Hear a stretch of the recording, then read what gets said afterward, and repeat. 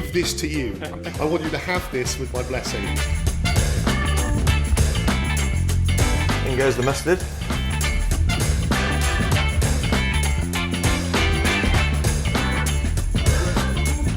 Oh yeah. Bread's a bit like toilet roll at the moment, isn't it? It's like gold dust. You got to hunt the stuff down. I was lucky enough to get one of the sort of cheapest loaves I could find. I always get the sense that these are the kind of loaves that you tend to use in an American-style grilled cheese. Yeah, absolutely. It's got a reasonable sugar content, so it caramelizes beautifully. Look, the grilled cheese isn't supposed to be arty. Okay, this thing we're doing here, this is like a freebie. I'm only doing this just to improve your life. This thing is better with a hangover. It's better with cheap cheese. You know how most great artists want to leave something for the future, for posterity? I give this to you. I want you to have this with my blessing, and you can pass it on to your children in the fullness of time. What sets it apart from a sort of typical toasted cheese sandwich? Because I've had grilled cheese when I've been to the States, and there's something almost a bit disgusting about it, which makes it so delicious. It's all the things your body wants. It's fat, it's salt, it's dough, and it's all those things put into one place. But here we're going to improve it even better. So take your 2 slices of bread and grab your mayonnaise and smear it on both pieces of bread. Heat up your pan. Do I put any fat into that pan? Oh, no. No. It's much more exciting than that. This is absolutely the sandwich that can cure anything. Broken heart. Take a slice of bread, put it in the pan, mayonnaise side down. Mayonnaise down onto the unoiled pan. Yep. Now, carefully put the cheese on top.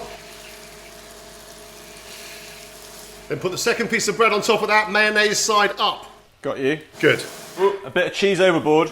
Doesn't matter, that's fine. Move the sandwich around to sort of pick up the leaky cheese. So why mayonnaise on the outside of the bread rather than butter? Basically, by using mayonnaise, what you're doing is you're frying the bread, the same as you would on a regular grilled cheese, but you're also adding a kind of lovely, delicious, flavoured omelette-y thing to it as well. I'm salivating thinking about this. Yeah, I told you, change your life. Flip it over and lick any remaining mayonnaise off your fingers. Is this the classic American style? They always put the mayonnaise on the outside? They don't always, but the good ones do. And the cheese inside is looking gooey and delicious. Move the sandwich around in the oils and fats and greasy bits so it picks up the last bits. It's looking like it might be done. The cheese is beautifully melted inside. Put it onto a plate. If you want to, you can lift it out and put it onto some kitchen roll and dab the fat off it. Oh no, goodness no, that would be a waste, wouldn't it? If you do, we cannot be friends. That's it forever. All over, man.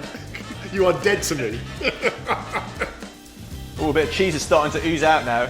Oh, it's a good feeling, isn't it? Onto a plate. Oh my goodness. The cheese is oozing out. So good. You could also think of it like a steak. So you need it to rest for a little while as well, just for all the little bits inside it to sort of become promiscuous, as it were, and blend. And also, it's too bloody hot to put anywhere near your mouth. Knife straight through. Look at that. There it is. Oh, mate, that's just a thing of beauty. Yeah? Oh yeah. This is one of those sandwiches for one of those many long evenings we've got ahead of us. Maybe feeling a little bit blue about the months ahead in isolation.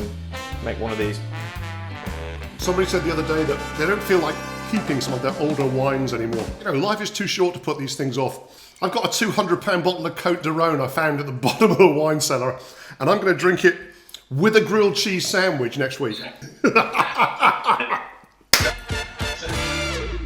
got a load of time coming up when we're going to have weird and random ingredients coming in, and quite a lot of time to spend in the kitchen, I hope.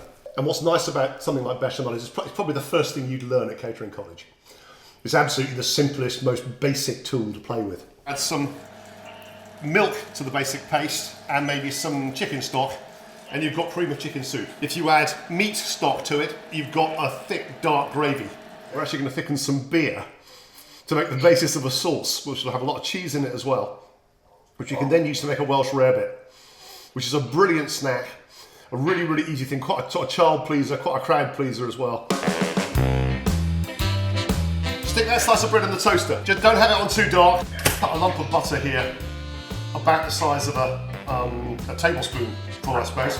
Something like that? Oh, smaller than that, a little smaller, half that. As that butter's melting, add to it roughly the same amount of flour. Combine the two together. I'm going to put a spot more butter in mine actually. More butter's not going to hurt, is it? What sort of smell are you getting off yours? Don't know. Should I be adding more butter? It might starting to bubble up a little bit. No, bubbling is good. The important thing here is to use the terrible, terrible chefy term, is to cook out the flour. How long would you cook out the flour It's for? until you get this kind of biscuity smell, really. I'm getting it now, rich tea biscuits. Okay, so now open your beer. This is all I had lying around, Newcastle Brown. Class act. So it'll immediately bubble up and then go incredibly lumpy. So you add more beer and keep stirring each time. So why beer?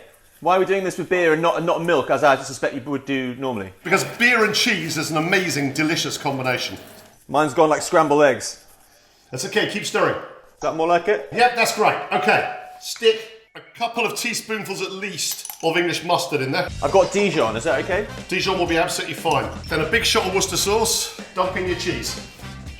The other thing you can do that's really, really good with it is put it in baked potatoes. So this time you can also add, if you want to, things like Tabasco, black pepper. You've got a kind of gloop now, yeah? Now you taste it and see what else it needs. Mine needs more Worcester sauce. I'm going to give mine an Indian twist. Oh, I can't recommend this stuff highly enough.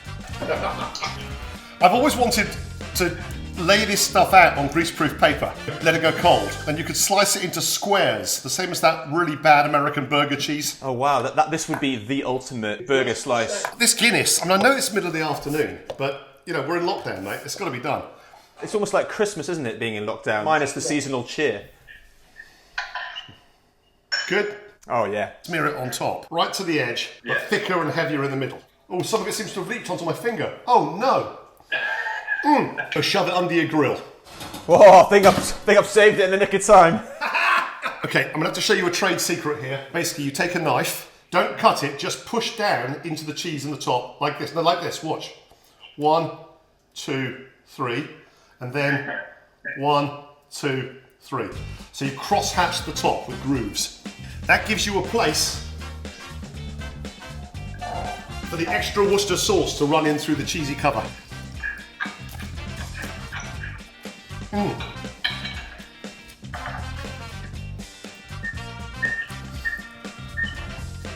What do you reckon?